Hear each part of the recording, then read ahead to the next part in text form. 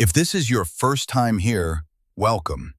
If you've watched the earlier episodes, welcome back. In the first episode, we focused on the first 24 hours after job loss, slowing everything down so your mind didn't spiral. In the second episode, we separated who you are from the job you had. Today, we face a feeling that hides beneath the surface: shame. If you lost your job recently, there's a feeling we don't like to admit. The quiet question that creeps in: did I fail? Did people notice? Am I falling behind? When you open LinkedIn and see everyone celebrating promotions, new roles, achievements, it stings, even if you clap for them, even if you're happy for them, because part of you whispers, "Why isn't that me?" This episode is about that moment, the moment you attach your self-worth to someone else's highlight reel.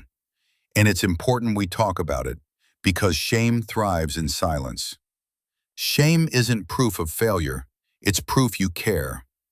In this episode, we'll explore 5 aspects of shame so it feels less overwhelming and more manageable.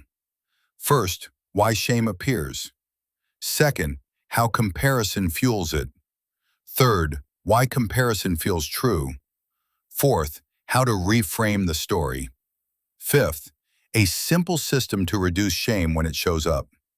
Let's take them one step at a time. Aspect 1, why shame appears. Shame after job loss isn't irrational. Your identity, confidence, community, and daily structure were tied to your role. Work gives predictable validation, feedback, deadlines, purpose, a place to belong. When that's gone, the mind looks for evidence to explain the loss. It often lands on comparison, because comparison offers shortcuts. If they kept their job and I didn't, then maybe I wasn't enough. That conclusion is false, but it feels true because it arrives fast and fully formed. Aspect 2, how comparison fuels shame. Comparison is a spotlight, not a mirror. It reveals someone else, not your value. When you see someone celebrating success online, you're not comparing skill, you're comparing emotion. Their joy against your uncertainty, their progress against your pause. That's not a fair comparison. Comparison hides context. You're comparing your chapter break to someone's headline. We don't see the months they struggled before that update. Aspect 3, why comparison feels true. Comparison feels real because your source of validation just disappeared. The job was predictable. Your value felt measurable. Work produced evidence. Now the absence of that evidence creates uncertainty, and the brain tries to fill the silence with stories. Stories that sound like facts, but are just fears wearing professional clothing. Aspect 4, reframing shame. Instead of asking, "Why am I behind?" try asking, "What version of life might this pause make possible?"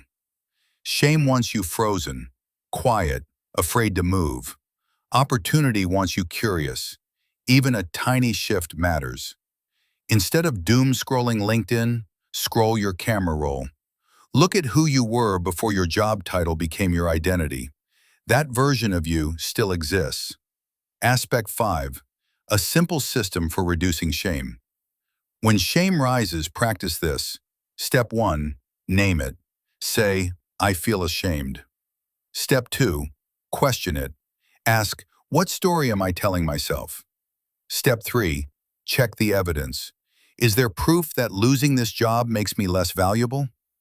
Step 4, redirect comparison. Mute triggers, set boundaries, protect mental space.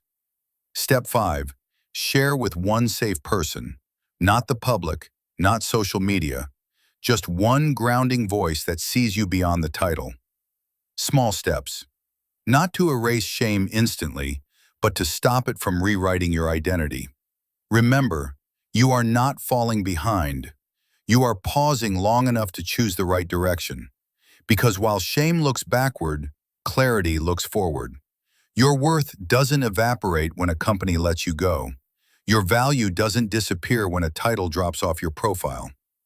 This isn't the end of your story. It's a turning point. You're still becoming. In the next episode, we'll face a different kind of fear, the financial spiral, and the what if I lose everything? Stay with the series. Take it one step at a time. Follow the protocol guide. Systems that work.